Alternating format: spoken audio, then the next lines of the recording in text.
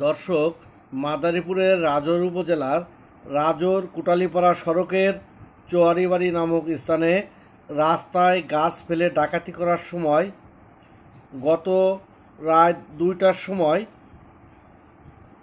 ডাকাত সর্দার কামাল পহলওয়ানকে গ্রেপ্তার করেছে রাজোর থানা পুলিশ। এই সময় তার কাছ থেকে দেশি অস্ত্র উদ্ধার করা হয়েছে।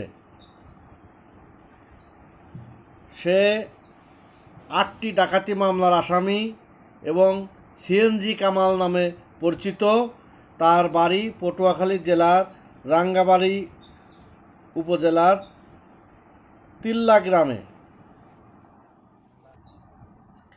সে দীর্ঘদিন ধরে এই রাস্তায় গাছ ফেলে ডাকাতি করে আসছে, আর এ যাবৎকাল তার বিরুদ্ধে পটুয়াখালী, মুন্সিগঞ্জ, গাজীপুর সহ কয়েকটি জেলায় ৮টি ডাকাতি মামলা হয়েছে এবং রাজোর থানা পুলিশের চেষ্টায় গতকাল রাত ২টার সময় তাকে গ্রেপ্তার করা হয়েছে। সে গ্রেপ্তারের পূর্বেও ওখানে অনেককে কুপিয়ে তাদের টাকা পয়সা এবং মোবাইল ছিনতাই করে নেয়।